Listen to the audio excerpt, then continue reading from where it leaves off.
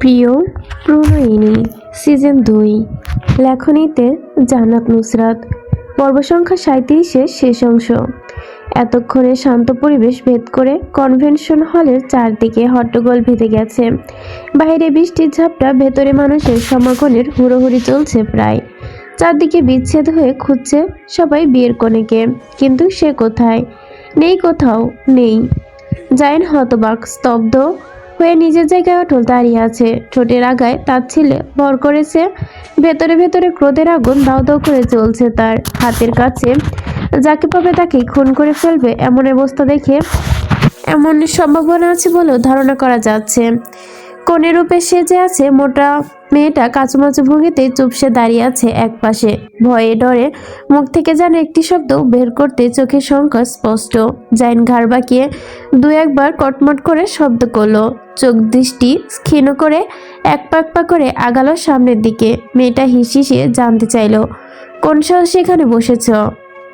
মেয়েটা নিজেও পিছিয়ে গেল জাইনের সাথে। মুখে এতক্ষণে সংখ্যা উবে গিয়েছে, ভয় ডর লাগছে তার। নিষ্পাপ মুখটা খুলে কিছু বলতে যাবে, জাইন হাতের থাবায় পড়ল তার বুকের কাছে কাপড়ে। তখন কারো দৃষ্টি তাদের দিকে নেই। এক হাতে ঘাড়ের চুলগুলো খিচে চেপে ধরেছে, মেয়েটার সবগুলো চুল খুলে আসতে চাইলো যেন হাতে। জাইন এবার দেখলো মেয়েটাকে একবার, হাতের চুলকে বিস্ময়ের আগে মাথাটা দপদপ করে উঠল। মেয়েটার মুখের দিকে চেয়ে কঠোর কণ্ঠে জানতে চাইলো, এসব কার আইডিয়া? আহান। আহান কাঁদো কাঁদো মুখ বানালো, মুখে মিনমিনিয়ে সুরে বলল, ছোট আপু আর ছোট ভাইয়া, আমি কিছু জানি না। কথা শেষ করতেই ভ্যা করে কেঁদে দিল সে। দূর হতে আরশের গলার স্বর ভেসে আসলো, সবাই যান, গিয়ে বসুন, আমি দেখছি। প্লিজ ভাই, এদিকে আসো। সবাই চিন্তিত মুখে ফিরে আসলো নিজ নিজ স্থানে। আরুষ দ্রুত ভঙ্গিতে ইসরাতকে এন্ট্রিতে যে পথ নিয়ে এসেছিল তা ক্রস করে চলে গেল করিডোরের দিকে। আকস্মিক কি মনে হলো, নিজের জায়গায় থমকে দাঁড়িয়ে গেল। তার কাছে ঠেকলো ভেজানো দরজার পাশে দাঁড়ানো মেয়েটাকে সে চিনে, যে এই মুহূর্তে দুহাত ওপরে তুলে নাচছে, কোমর দোলাচ্ছে। এমনই মুক্ত জরা হাসি তার, বরং বার নাচের সাথে খিলখিল করা হাসি ঠোঁট চেপে ডাকার বৃথা চেষ্টা করছে। তার হৃদয়ে ঝড় উঠল, নিজের কাছে মনে হচ্ছে একবার ফিরে যাওয়া উচিত, দেখা উচিত ওই ভেতরের দরজার আড়ালে কে, আর হাসছেই বা কে। একবার ফিরে যা আরশ, শুধু একবার। দরজার ওপাশে কে সেটা দেখ, এরপর না হয় চলে যাবি, খুঁজতে যাবি। নিজের মনে দোলা চাপা নিষ্ফরন্তি আরশ পা বাড়ালো, তড়িৎ গতিতে নয়, ধীরে ধীরে সময় নিয়ে। আস্তে ধীরে পা বাড়িয়ে থমকে গেল তার চরণ দুটি দরজার নিকট। তখনও চোখ দুটো স্থির রইল, বুকের ভেতর নরম মাংসপেশি ধুকপুক করছে। কালো গ্রাউন্ড পরা নিত্যরিত মেয়েটি নিশ্চুপ সাউন্ড সিস্টেমে খুব হালকা সুরে গান বাজছে। সবার পনিটেল গানে হেডফোন লাগানো, চুলগুলো নাচছে নিজের মালিকের সাথে তাল মিলিয়ে। কপালে কানে হাতে ছোট ছোট সাদা পাথরের অর্গমেন্ট চকচক করছে। হাতের মধ্যে ধরে রাখা ওনাটা মাটিতে গড়াগড়ি খাচ্ছে। সেদিকে বিশেষ কোঠায় নজর পড়েনি মেয়েটির, ধ্যান নেই ওইদিকে। আরও শ্বাসফাস করতে লাগলো, বুকটা ধরফর করছে। জ্বালা হলো, নিজেই নিজেকে প্রশ্ন করলো, এটা কি সত্যি কি তার বউ? আসলেই ভেতরে থেকে হ্যাঁ, এটা তার বউ, আরশের বউ, একান্ত শুধুমাত্র তার বউ। এতটা গোছালো নুসরাত নাসিরকে আরশ কখনো দেখেনি। তার বুকের আবারও সূক্ষ্ম চিনচিনে ব্যথা উঠল, স্থির মিলিয়ে যায় তা আবার। গলার কাছ পর্যন্ত বন্ধ করে রেখে বোতাম টেনে টুনে খুলে ফেললো, দুপাশে মাথা ঝাঁকাতে মাতালের মতো করলো। নাক টেনে শ্বাস নিল, হাঁসফাঁস করা শ্বাসকষ্ট রোগীর মতো। শ্বাস ফেলে চোখ তুলে তাকাতে আবারও বুকে ব্যথা শুরু হলো। আরুষ দুপাশে ফোঁস করে শ্বাস ছেড়ে মাথা নাড়লো, ইচ্ছে করলো হাত চেপে ধরতে, নিজে সবার সামনে চিৎকার করতে, পুরো পৃথিবীকে জানিয়ে দিতে নুসরাত তার স্ত্রী, তার সহধর্মী, তার একান্ত ব্যক্তিগত মালিক। আহানের কিছু বলতে হলো না। জাইন নিজেও হলওয়ে মাইকের লাইন চিহ্নিত করে এগোলো সামনের পথে। কালো রঙের মাইক্রোফোনের লাইনটা চলে গেলে সরাসরি রেস্ট রুমের দিকে। সে যখন পৌঁছালো নির্দিষ্ট স্থানে, তখন দেখলো তার পিঠ ঠেকিয়ে আরশ দাঁড়িয়ে রয়েছে। বিরক্তি মুখ নিয়ে কিছু বের করতে যাবে, তখনই চোখে পড়লো সামনের দিকে ইরহাম এক হাত ইসরাতের কোমরে ধরে রেখেছে, অন্য হাত নিজের হাতে গড়গড় করে নাচ করছে। পরপর আবারও আঙুল চেপে ধরে গোল গোল করে ঘোরাচ্ছে দুজনের কানে হেডফোন। জাইন নিজেও বুকের কাছে হাত বেঁধে নিচে জায়গায় দাঁড়ালো নৃত্য শেষ হওয়ার অপেক্ষায়। আরশ তখনও কোনো নাড়চড় নেই, সাউন্ড সিস্টেমে তখনও গান বাজছে।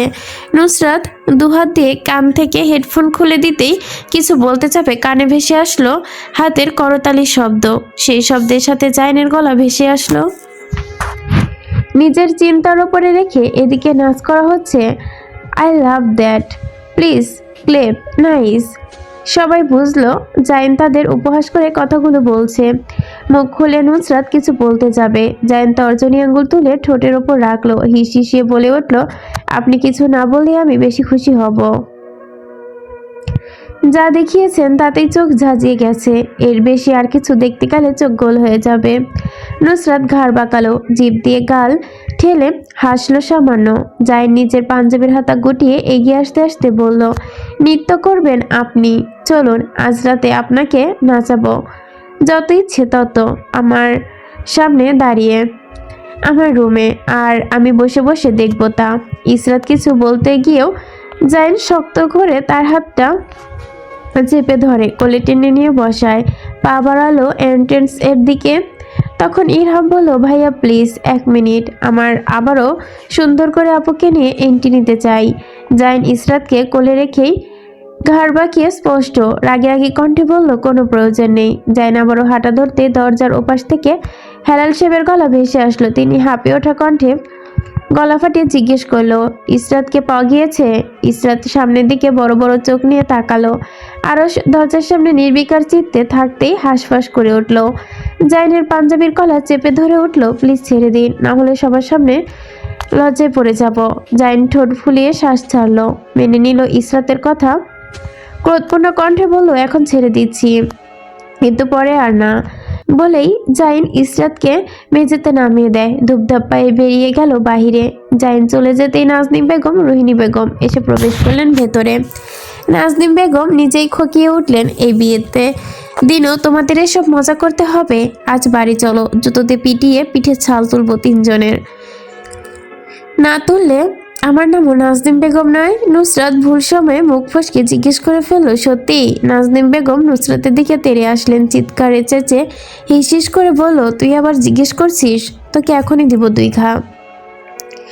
আরশ তখন পেছন থেকে সে টেনে ধরল নাজনীন বেগমকে, মাথা গরম করে হয়ে গেছে নাজনীন বেগমে, টেনে হিসড়ে নিয়ে গেল আরশ। রোহিণী বেগম সবাই চলে যেতেই এসে পায়ে হাই হিল এক শক্ত খোঁড়া দিয়ে নুসরাত আর ইরহাম পিঠ দুটো বসালেন, কটমটি উঠে ভৎসনা করলেন, বেকুফুলের দল, বাড়িতে যাওয়ার পর আজ হবে তোমাদের।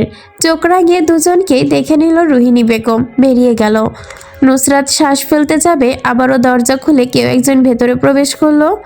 ভেতরের শ্বাস ভেতরে চেপে যেতে আহানকে কেউ ধাক্কা মেরে ভেতরে প্রায় ফেলেই দিল। নুসরাত ভুরু উঁচাতে আহান ভ্যা করে কেঁদে দিল, আম্মু আমার উনার খাটার জুতো দিয়ে পিটিয়েছে সবার সামনে। নুসরাত ঠোঁট চোখা করে এগিয়ে এলো, তারপর নিজের জুতায় বাড়ি খেয়ে পিঠে জ্বালা হচ্ছে। আহান নিজেও বহু ডোরে আগলে নিতে নিতে মুখ দিয়ে উচ্চারণ করলো, ওলে আমার বাবুটালে। 2 মিনিট পর তাদের দুঃখিত অন্তিম হলো। আহান নিজের কাপড় চেঞ্জ করার জন্য ওয়াশরুমে চলে যেতে ইসরাত ধীর সুস্থে জিজ্ঞেস করলো, সেম কাপড় কোথায় পেলি তুই? প্রশ্ন ছুড়ে দিল ইসরাত প্রশ্নোক্ত ভঙ্গিতে। 2 নমুনার দিকে চেয়ে রইল। কিছুক্ষণ আগের কথা, সে যখন ব্রাইট এন্ট্রির জন্য তৈরি হচ্ছিল, হঠাৎ আগমন ঘটে নুসরাত আহান ইরহামের। আহানের গায়ে তখন সেম তার কাপড়ের মতোই কাপড়। অবাক হয়ে উঠল সে। দাঁড়াতে নুসরাত হইচই বাঁধিয়ে দিল, ইসরাতের বাহবা দিয়ে তোকে বলার আগেই দেখি তুই দাঁড়িয়ে পড়েছিস। ইসরাতকে কিছু বলার সুযোগ না দিয়ে টেনে নিয়ে দাঁড় করায় আহানের সান্নিধ্যে। ইসরাতের মুখে কুলু পেটে দাঁড়িয়ে থাকতে দেখে তীক্ষ্ণ দৃষ্টিতে বোলালো দুজনের ওপর নিচ। ইরহামের পানে নিজের নেত্রে বিশিষ্ট ঠোঁট তর্জনী স্থির করলো, মাথা নিচু করে নাড়িয়ে বলে উঠল, উচ্চতা ঠিকই আছে দুজনের, দেখতে একই রকম ফর্সা। আহান সামান্য একটু সরি টু সে, কিন্তু একটু বেশি মোটু, আর ইসরাত অ্যাভারেজ। ইসরাত নিজেও সহমত পোষণ করে। ইসরাতকে উদ্দেশ্য করে বলল, আপু তোমার হাত সামনের দিকে নিয়ে আসো। মেলি হাত দুটো কোনো প্রশ্ন ছাড়াই সামনে চলে আসলো। ইরহাম আহানকে বলতে সে নিজেও হাত এগিয়ে আনলো। দুজনই একই নেত্রের সামনে।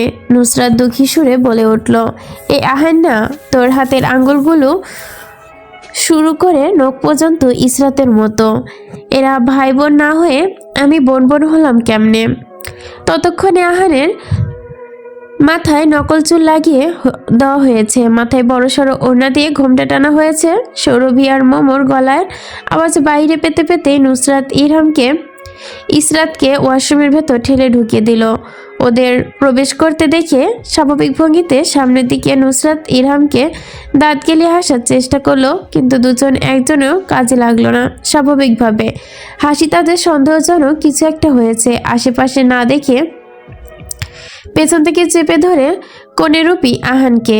নুসরাত আহানের হাত চেপে ধরে হাঁটা ধরলো, তার নিজের কাছে ঠেকলো। তার হাত থেকে আহানের হাত মোলায়েম। ভালোই হয়েছে, কেউ আহানকে সন্দেহ করবে না। কিন্তু নুসরাত সবাইকে বোকা বানাতে পারলেও জাইনকে বোকা বানাতে পারলো না। সে প্রথম দেখায় সন্দেহ করতে লেগেছিল। শেষ মুহূর্তে একবার কবুল বলে এসে চেপে ধরলো আহানকে। আহান তো ভয়ে প্রথম থেকেই পাচ্ছিল, কিন্তু নুসরাতের ভরসা সে এখনও গিয়েছিল। তার চোখ খুলে দিয়ে ইরহাম মাইকের লাইন টেনে এনেছে রেস্ট রুমে। যখন কবুল বলা হবে তখন ইসরাত মাইকে কবুল বলে। আহানের হাতে একটি লাইন বিশিষ্ট মাইক্রোফোন তারা ধরিয়ে দিয়েছিল, যাতে লাইন নেই। আর সন্দেহ হবে কেন? গত 15 দিন যাবৎ এই প্ল্যান করছে তারা দুজন মিলে। শেষ মুহূর্তে মেয়ে হিসেবে অ্যাড করা হয় আহানকে। আর ইসরাত এসব কাণ্ডে ঘটানোর আগে মাত্র জানিয়েছে। ইসরাত অনেকবার না করতে গিয়েও থেমে গিয়েছে, কারণ এ দুজনের প্রতি তার অনেক দুর্বল। মার্বেলের মতো নিষ্পাপ দুটো চোখ চেয়ে তাকে এরা ম্যানিপুলেট করছে। তা বেচারি বুঝতে পারছে কোনোভাবে প্ল্যান ভেস্তে গেলে বিপরীতে পড়তে হবে তাকেও। তবুও সময়টুকু মজা হবে অতটুকুই অনেক বেশি। এর বেশি হলে আবার পিঠে পড়বে দারুণ মজা। ইসরাত কবুল বলার সময় মাইক অফ করা হয়নি, তাই বাহিরে কি হচ্ছে তা শব্দনি হয়ে ফিরে এসেছে এই রুমে। আতঙ্কিত চোখ মুখ নিয়ে ওদের পানে ফিরে চাইতেই দুজন হেডফোন লাগিয়ে দিল। বলল, no tension, just chill. Israt কিছু বলতে নিবে, ইরহাম তার কোমর টেনে নিয়ে নিজের সাথে দুলে দুলে নাচতে লাগলো। ইরহাম গভীর চিন্তার ব্যাঘাত ঘটলো ইরহাম আর নুসরাতের হাসিতে। দুজনে হাই ফাইভ করলো, হাতের তালুর ঘর্ষণ হলো শব্দ করে। তার রুমের ভেতরে প্রতিধ্বনি সৃষ্টি করলো আবারও। নুসরাত বলল, অনেক কষ্টে জোগাড় করেছি, 5,000 টাকা খরচ হয়েছে, কিন্তু প্ল্যান তো সফল হয়েছে, এটাই মেন কথা। ইসরাত না চাইতেও সামান্য হাসলো। আবারও দরজায় করাঘাতে তাদের কান সজাগ হলো। অক্ষিকটর ঘুরিয়ে পেছনে তাকাতেই সুরভির মোমো ফুসিয়ে ফুসিয়ে এসে প্রবেশ করলো। মোমো নিজে দুহাতে লম্বা লম্বা নখগুলো উঁচু করে আক্রমণাত্মক ভঙ্গিতে ইরহাম আর নুসরাতের দিকে এগিয়ে আসতে চিৎকার করলো, আজ তোদের খবিশগিরি একদম শেষ করে দিব বিয়াকুব। ইরহাম মোমোর কথায় কর্ণপাত করলো না।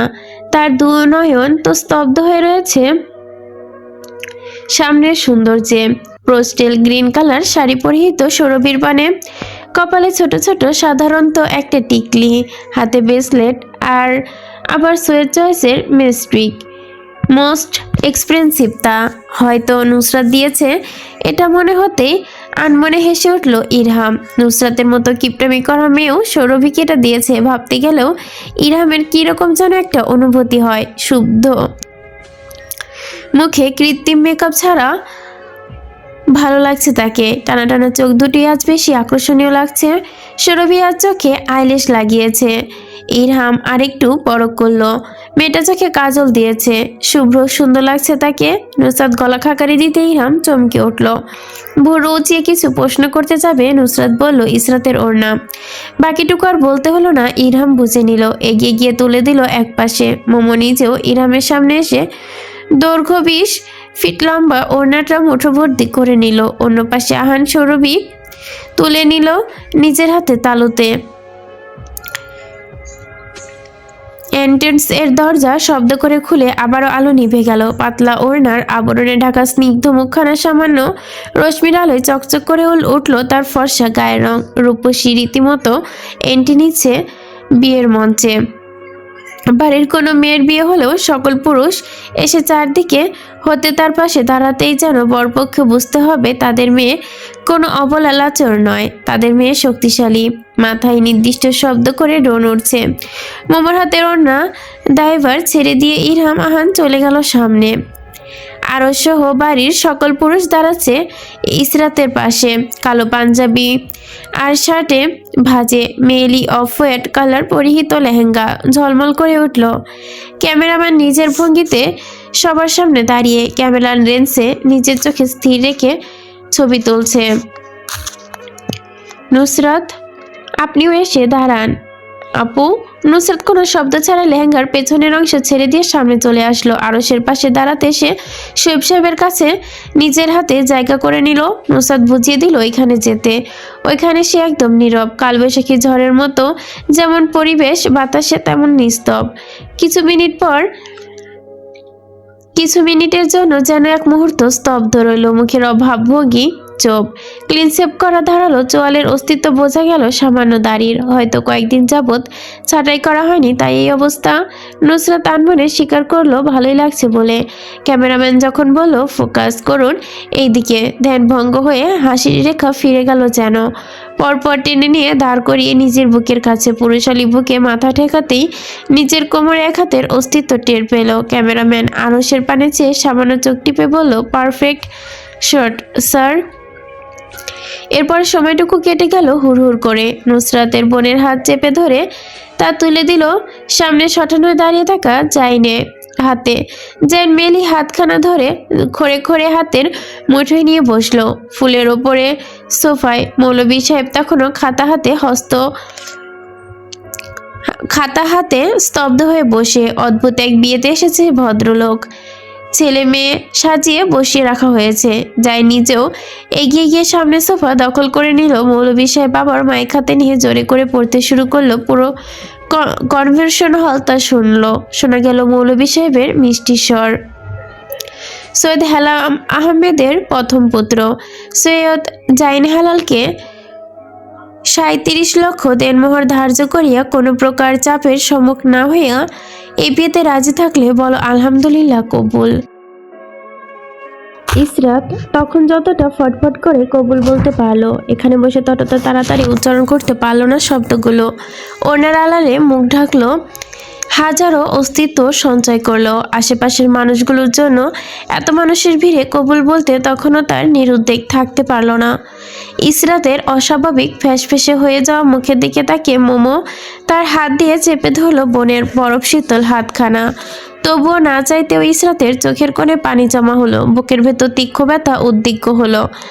চোখের কোণ বেয়ে ঝরে পড়া এক ফোঁটা জল আঙ্গুলের সাহায্যে মুছে নিতে কানে ভেসে আসলো জাইনের কণ্ঠ। সেই কণ্ঠে হাজারো আকুতি, রাশভারী কণ্ঠ।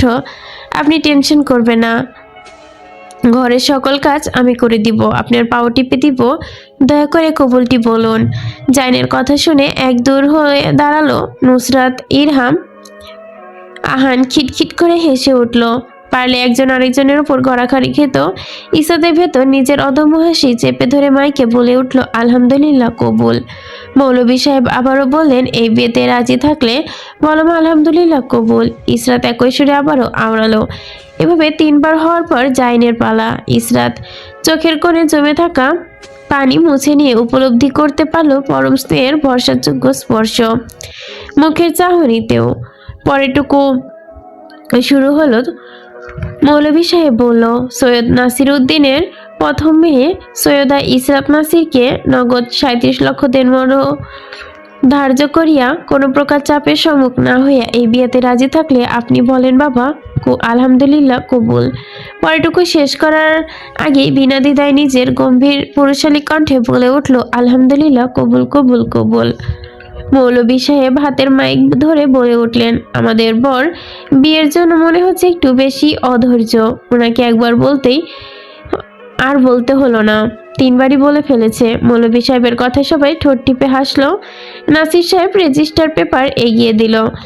সেখানে জাইন সিগনেচার করে তড়িৎ গতিতে। পরপর হস্তান্তর করা হয় ফুলের ওপাশে বসা ইসরাতের নিকট। কাপা কাপা হাতে নিজের নাম লিখলো। উকিল নিজের হাতে রেজিস্টার পেপার নিয়ে ঘোষণা করলেন, আজ আইনগত সম্পূর্ণভাবে সরকারের দৃষ্টিতে এই বিয়ে বৈধ। উকিল কথা শেষ করতে যায়নি, উঠে দাঁড়ালো, নিজের জায়গা থেকে ধীর পায়ে এগোলো সামনে বসে থাকা দ্বিতীয় বরের মতো বিয়ে করার সেই মেয়েটির দিকে। ফুলের পাতলা আবরণে দুহাতে সরিয়ে ঠেলে সুঠাম দেহ দাঁড়ালো তার সহধর্মিনীর সম্মুখে। আলতো হাতে ইসরাতের বাহু চেপে ধরে দাঁড় করিয়ে দিল। ঢাকা ওড়নাটা কিছুটা তুলে দিল, দেখলো লজ্জা মাখা চোখ দুটো। নুসরাত হোস্টের মতো মুখ বানিয়ে দাঁড়িয়ে আছে দেখে ইরহাম গলা খাকারি দিল। নুসরাতের দিকে তাকিয়ে যেন স্থির আগ্রাসী দৃষ্টি ফিরিয়ে নিল নিজের দিকে, বলল, আপুকে নিয়ে ওই টেবিলে চলুন ভাইয়া। ইসরাত নিজের মুখের ওপর দেওয়া বড় ঘোমটাটা প্রথমে সরিয়ে ফেলল, তা হস্তান্তর করলো মোমোর কাছে। মোমো সুন্দর করে নিজের কাছে সামলে নিল ওড়নাটা, বলল, সবাই যান, আমি গাড়িতে এটা রেখে আসছি। মোমো চলে গেল বাহিরে, হাতে 20 মিটার লম্বা দৈর্ঘ্যের ওড়নাটা। ইসরাত সামনে হাঁটা ধরতে যান, খাবার এড়িয়ে যেতে যেতে যার যার সাথে দেখা হলো কৌশল বিনিময় করলো। ইসরাত সামনের দিকে গিয়ে একটা চেয়ারে বসে যেতে যান, তার লেহেঙ্গার সুন্দর করে গুটিয়ে নিল, নিজেও চেয়ার টেনে বসলো। ততক্ষণে সৌরভী, ইরহাম, আহান প্লেট সাজিয়ে রেখেছে সামনে। শাড়ি নিয়ে হাঁটতে বেশ বেগ পোহাতে হচ্ছে সৌরভী, সেটা যতক্ষণ যাবৎ লক্ষ্য করলো ইরহাম। এবার টেবিলে খাবার দেওয়ায় ফিরে যেতে শার্টের হাতা গুটিয়ে ইরহাম চেয়ার টেনে বসলো। কোমলতা মিশ্রিত কণ্ঠে বলল, তুমি বসো, আমি আর আহান আনতে পারবো। সৌরভী দ্বিধা নিয়ে না করতে যাবে, ইরহাম তার পূর্বে আদেশ দিয়ে উঠলো, বসো, আমরা পারবো। ধমক মিশ্রিত কণ্ঠ ইরহামের। সৌরভী আর কোনো দেনামোনা করল না। ইরহামের অস্বাভাবিক দৃষ্টি যেন ঘূর্ণীয়মান স্রোতের মতোই ঠেকছে তার নিকট। তুষার নিজের বাবা নিহাল মির্জার সাথে থ মেরে দাঁড়িয়ে আছে একপাশে। তাদের কানে পৌঁছায়নি এখনো খাবারের কথা। বিয়েবাড়িতে এসে কনের জায়গায় নকল চুল পরিহিত এক ছেলেরূপে মেয়েকে দেখে তুষার আর তার বাবা দুজনে স্তব্ধ। হঠাৎ তাদের সম্মুখে হলেন হেলাল সাহেব। প্রথমে তিনি খেয়াল না করলেও পরে দেখলেন নির্ণয় তুষারকে। ভুড়িকুটিত করে কিঞ্চিৎকাল চেয়ে থাকলেন পুলিশ অফিসারের দিকে। নিহালের পানে নেত্র নিবিষ্ট করে তিনি হ্যাঁ ভঙ্গিতে স্বীকারোক্তি করে, হ্যাঁ, সে মিনয় তুষার। হেলাল সাহেব চশমার আড়ালে ঢাকা ছোট ছোট চোখগুলো পরিলক্ষ্য করে ছেলেকে, পরপর হাত বাড়িয়ে জড়িয়ে নেয় তুষারকে। বলে ওঠে, এই জন্যই বলি চেনা চেনা মনে হয় কেন? গতকাল সকালে এই ছেলেকে দেখে তোমার কথা মনে হয়েছিল। মনে হচ্ছে মনের ভুল। এই মাথা মোটা গোবর ঠাসা ছেলে আমার বন্ধুর পুত্র হতে পারে নাকি? অপমানে মিনয় তুষার যেন মুখ থমথম হয়ে গেল। নিহাল মির্জার বন্ধুত্ব স্বভাব ভালোই জানে, কে তার কাজে ঠ্যাং ঢোকালে সে তাকে দু চোখে দেখতে পারে না আর ইচ্ছে মতো গালমন্দ করে দেয়। হেলাল সাহেব এবার বন্ধুর পানে চাইলেন। বন্ধুর উৎসাহী মুখে জামা ঘষে দিয়ে বললেন, তুই তো আরো বড় গাধা। মিনয়ের মাকে বিস্কুটের প্যাকেট নিয়ে তুই প্রেম নিবেদন করেছিলি, মনে আছে? বলেছিস ওকে? নিজের ছেলের সামনে নিজের বন্ধুর পার্সোনালিটি অ্যাটাকের রহস্য। মুখ একদম চুপসে গেল। মিনয় বাবার দিকে চেয়ে ঠোঁট চেপে হাসতে চাইলো। আর কি কি কাণ্ড করেছেন বাবা? হেলাল সাহেব গল্পের ঝুড়ি খুলে বসলেন তার উৎসুকতা দেখে। বন্ধু সকল রহস্য ফাঁস করে দিতেই শব্দ করে হেসে উঠলেন, বললেন, তোমার বাবা তো অনেকগুলো প্রেমিকা ছিল, সে তো কি কি করেছে জানো না? তুষার নিজেও যেন হিহি করে হাসলো সৌজনত ভঙ্গিতে দাঁত কিলিয়ে। বাবার দিকে চেয়ে ভুরু জাগাতেই জানতে চায়, আম্মু তো জানে এসব? নিহাল মির্জা দুপাশে মাথা নাড়ালো যে জানে না, আবারও হ্যাঁ ভঙ্গিতে মাথা নাড়লো যে জানে। ছেলের মুখ বন্ধ করাতে কিছু একটা করতে হবে তার। আরেকটা কিছু বললে তার পূর্বেই বোমা ফুটবে। বলল হেলাল সাহেবকে, বলে আবারও তোমার মা জানবে কি করে? আপাতত একটু বোকাশোকা টাইপের ছিল, তাই তোমার বাবা বিবাহের পরেও দুটো প্রেমিকা রেখেছিল। উত্তেজনা উঠে বন্ধু সবকিছু দিতে পারে এক হাতে। বন্ধু সুঠাম দিয়ে হাত ধরে দ্রুত পদক্ষেপে টেনে নিয়ে গেল নিহাল মির্জা। বাবা চলে যেতেই মিনয় তুষার ঠোঁট চেপে হেসে উঠল। আশেপাশে নজর বলে নিজের হাসি সংযত করার পূর্বে গলার আওয়াজ ভেসে আসলো নুসরাতের, আরে আপনি বিনা দাওয়াতে চলে এসেছেন? তুষার মাথা ঝাঁকালো। একজন চলে যেতে আরেকজনের আগমন। ভুরু নাচিয়ে কিছু বলতে নিবে নুসরাতের মুখে তীক্ষ্ণ চোখে শুধালো, আরে বা, আপনি হাসতেও জানেন? আমি তো মনে করেছিলাম আপনি শুধু শক্ত চামড়া জেদি মানুষ, হাসতে জানেন না। তুষার কপাল তীক্ষ্ণ পরিধি ভাঁজ করে বলে উঠল, আপনার থেকে সামান্য কম জেদি। নুসরাত স্বীকার করতে নিল সে জেদি। বলে উঠল, আমি জেদি বলে আমি নুসরাত নাসির, জেদি না হলে অন্য কিছু হতাম। তুষার বলে উঠল, আপনাদের সবার মুখে কেচির মতোই চলে। শুক্রিয়া, খাবার দেওয়া হয়েছে, যান খেয়ে ফেলুন। তুষার কথা না বাড়িয়ে চলে যেতে নিলে নুসরাত ফিক করে বলে উঠল, হাত ধরে ডাকলো, এই যে মিনয়, এইদিকে। মিনয় ঘাড় বাঁকিয়ে ফিরে চাইতে নুসরাত হাসলো। ডার্ক রেড কালার পরিহিত শার্টের দিকে ইশারা দিয়ে বলল, I hate red but your attitude. তর্জনী আঙ্গুল আরো বড় আঙ্গুল একত্রিত করে ধরে দেখালো গর্জিয়াস। তুষার চোখ মুখে যেন অবকতা ফুটে উঠল, সাথে কিছুটা ঠাট্টা করেই মিসেস নুসরাত নাসিরকে প্রশংসা করতেও জানে। নুসরাত দ্বিধা নিয়ে বলে উঠল, আমি কখনো ভালো ভালো আর যেটা খারাপ সেটাও খারাপ বলার যোগ্যতা রাখি। রিনঝিন বৃষ্টি, চারপাশ মুখরিত। বাড়িধারা নিজ স্ত্রীয়তা বজায় রেখেছে, অনবরত নিজেই পতিত হচ্ছে ঠান্ডা হিমেল বাতাসে। কনভেনশন হলে মোটা মোটা দেওয়াল ভেদ করে প্রবেশ করছে না, দেওয়ালের ধাক্কায় ফিরে যাচ্ছে বিপরীত দিকে। বাইরে হিমেল হাওয়া ভেতরে প্রবেশ করতে না পারলেও কনভেনশন হলের ভেতরে এসির ঠান্ডা পুরো বাতাসকে শীতল করে রেখেছে। খাবারের স্থান দূরে কিলবিল করছে মানুষেরা। অতিরিক্ত মানুষের সঞ্চয়ে মানুষের গরম লাগার কথা থাকলেও কৃত্রিম বাতাসে শরীর মন দুটোই শীতল হয়ে আছে। নুসরাত নিজেও কিলবিল করতে থাকা মানুষের ভেতরে একজন। নিচের প্লেট সুন্দর করে সাজিয়ে হেঁটে সামান্যে আঘাতে অসাবধানতায় বশত ধাক্কা লাগলো শক্ত বুকের সাথে তার মাথা। সে চোখ তুলে তাকাতেই সর্বপ্রথম শক্ত করে ধরে রাখা নিজের হাতের প্লেটটার দিকে তাকালো। যখন নিশ্চিত হলো হ্যাঁ, খাবার এবং প্লেট দুটোই অক্ষত, তখন সে চোখ তুলে স্থিরভাবে তাকালো। চোখাচোখি হলো আরশের সাথে, যে পকেটে হাত রেখে টাইটার হয়ে দাঁড়িয়েছে। আরশকে দেখে কপালে ভাঁজ ফেলল নুসরাত। আরশ নিজেও নুসরাতের দিকে তাকিয়ে ভুরু উচালো। সামান্য ভুরু এর দিকে সেদিকে করতেই নুসরাতেরও ভুরু উতলা হলো একই ভঙ্গিতে। নুসরাত জানে তার ভুরু উচানো ঠিক হয়নি, তারপর চেষ্টা করলো আরশের মতো। আরশ পকেটে হাত রেখে বুক ঝুলিয়ে না নুসরাতের দিকে, নিজের ভেতরে ইঞ্চি পরিমাণ ফারাক রেখে হিসিয়ে শুধালো, কি? নুসরাত নিজেও হাতের প্লেটের মাঝখানে বাধা হিসেবে রাখতেই নিজেও জিজ্ঞাসা করলো, কি? আরশ নিজে জলজল করা শিকারি চোখগুলো বোলালো নুসরাতে আপাতমস্তক, অতঃপর দীপ্তবুদ্ধি পুরুষালী সূক্ষ্ম চোখে স্থির মেয়েলি নির্দিষ্ট মুখে। হাতের সাহায্যে থুতনি চেপে ধরে দুপাশে মুখ ঘুরিয়ে দেখলো অনেকক্ষণ যাবৎ। নুসরাত চুপচাপ থাকা আরশকে একটু আশকারা দিল। সামান্য এগিয়ে আসতে স্বর্ণপরে প্লেটে থাকা নাইফ নুসরাতের হাতে চেপে ধরে আরশের গলার কাছে।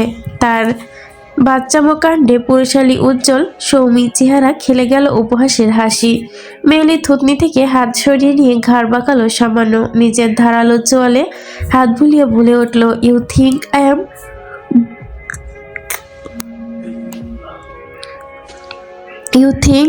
M gonna be rescued of this related fucking knife.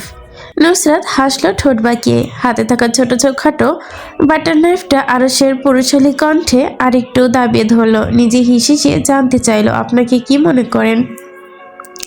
এটা একটি সামান্য ছুরি, আমি আপনাকে আক্রমণ করবো এটা দিয়ে? আরশ ঠোঁট উল্টে দুপাশে মাথা নাড়লো, গম্ভীরতা মিশ্রিত বলে উঠলো, এটা কেন করবেন? আপনি নুসরাত নাসির, আপনি তো সবসময় আলাদা। আরশ নুসরাতের হাতের খাবার আলতো হাতে টেনে নিল নিজের হাতে। ঘাড় বাঁকিয়ে খাবারের দিকে তাকালো। চোখের সামনে পদার্পণ করে বেশ কিছু খাবার। স্টার্টার হিসেবে ছিল চিংড়ি, সালাদ, মিনি প্রেস্টি, চিজ বক্সকেরা। নুসরাত মেন কোর্সগুলো নিয়েছে, গ্রিল স্টেক, মেশড পরোটা, পাস্তার সাথে হোয়াইট সস আর ফুড সালাদ। আরশ নুসরাতের প্লেট থেকে ঝুঁক করে ফর্ক তুলে নিল। ফুড সালাদ থেকে ফুড ফর্কের ডগায় আলতোভাবে তুলে নিয়ে মুখে ঢোকালো, দাঁতের পাটি দিয়ে পিষে নিয়ে আরাম করে নুসরাতের পানে তাকালো, বলে উঠল, দারুণ ফুড সালাডটা, ইউ ওয়ান ট্রাই। নুসরাত চোখ চেপে ক্ষীণ দৃষ্টিতে তাকিয়ে রইল। আরসের কথা কানে না তুলে দাপটের সাথে মস্তিষ্ক ঠান্ডা করে বলে উঠল, আমার প্লেট ওইটা, নিজের প্লেট নিজে তৈরি করে খান। নুসরাত প্লেট হাতে নিতে যাবে, আরস তা ওপরে তুলে ধরলো। নুসরাত হাত বাড়িয়ে নাগাল পেল না, তবে আরসের পায়ের ওপর ভর দিয়ে দাঁড়ালো সামান্য লম্বা হতে। আরস কিছু বলল না, নিশ্চুপ একই ভঙ্গিতে দাঁড়িয়ে শটান সুজুতা পরা পায়ের ওপর নিজের পা ভর করে লাফ মারতে চাইলো, প্লেট ছিনিয়ে নেওয়ার চেষ্টা, এতে নিজের ব্যালেন্স হারিয়ে পরিণতি নিবে এমন মুহূর্তে শক্তপোক্ত একখানা পুরুষালী হাত পেঁচিয়ে ধরল নুসরাতের মেয়েলি কোমর। হাতে জড়ানো আষ্টেপৃষ্টে থাকা কালো শার্টের বোতামটা গলার কাছ থেকে ছুটে গেল। গুটিয়ে রাখা শার্টের হাতাটাও ভেসে উঠল পুরুষালী হাতের রগ। নুসরাত পড়ে যাওয়ার শঙ্কায় ব্যালেন্স করতে আরসকে পেঁচিয়ে ধরল নিজের বা হাত দিয়ে। নিজে আগের অবস্থায় আসতে পায়ের ওপর ভর দিয়ে হাত বাড়াতে যাবে, আরসের গলা কানে আসলো, আপনি এত ছোট হয়ে পারবেন এত উঁচুতে থাকা প্লেট নিজের কবজিতে নিতে? নুসরাত কটমট করে তাকালো আরসের পানে, পেঁচিয়ে ধরা হাতে আরেকটু শক্তি প্রয়োগ করে আরসের ঘাড় নিজের দিকে নামিয়ে আসলো, নিজের মুখ এগিয়ে নিয়ে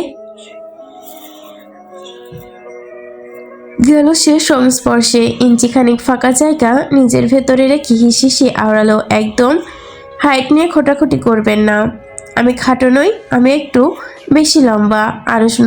আপনি একটু বেশি লম্বা। আরস নুসরাতের উপহাস করে হাসলো, বলল, এই তো খাটো তুই। নুসরাত নিচেও খিচিয়ে বলে উঠল, এত লম্বা হয়ে কি দরকার? এত লম্বা হয়ে জীবনে কি করেছেন আপনি? আরস নুসরাতের কথায় প্লেটের দিকে ভুরু ইশারা করে বলল, এই তো তোর প্লেট ধরে রেখেছি ওপরে, এই কাজ করে নিজেকে খুব শক্তিমান মনে করছেন? অবশ্যই। নুসরাত নিজের প্লেট দিতে ইশারা করে বলল, দিবেন না প্লেট? জি না। এত অহংকার কেন আপনার? আরস আশপাশ তাকিয়ে ভুরু উঁচিয়ে হিসিস করে দেওয়া কণ্ঠে জানতে চাইল, কোথায় অহংকার? নুসরাত তার ডান হাতে তঞ্জরি আঙ্গুল দিয়ে আরসের পুরুষালী ক্লিন সেভ করা ধারালো চোয়ালে ধাক্কা দিল, ইশারা করে বলল, আপনার পুরো মুখে স্পষ্ট দম্ভ দেখা যাচ্ছে, সামান্য 7 ইঞ্চি লম্বা হওয়ায় এত অহংকার দেখাচ্ছেন? আমি কখন অহংকার দেখালাম? আমি শুধু বললাম যে তুই এতটুকু আর আমি এতটুকু। আরস তর্জনী আঙ্গুল ও বৃদ্ধাঙ্গুলের সাহায্যে দুটোই ইঞ্চি দেখালো। আরস মাটিতেই দাঁড়িয়ে আছে নিজের পা দুটো দিয়ে, চোখ কম দেখেন আপনি? আপনি একটু ভুল স্বীকার করবেন না, জীবনেও ঝুঁকিতে, তাই না? আরস নিষ্পাপ চোখে কালো বলের নেত্রে ঘায়েলি মেয়ের বিরক্তি মুখ। নুসরাতের দিকে ঝুঁকে আসতে চাইলেই বলল, আপনার সাথে কথা বলতে হলে আমার প্রতি সেকেন্ডে নিচে ঝুঁকতে হয়, আর কত ঝুঁকবো? শেষের কথা ভুরু উঁচিয়ে জানতে চাইল। নুসরাত তাকে ইচ্ছে করে এই ব্যাটা পুরো পা লাফিয়ে ভেঙে ফেলে দিতে। আরস কোনো একটা কথার জেদ ধরে খেকিয়ে উঠল, চোখ দুটো ইগলের মতো করে নিল, মুখটার আগে ফুলিয়ে তুলল, আগ্নেয়গিরি লাভার মতো মুখ চেপে ফেলে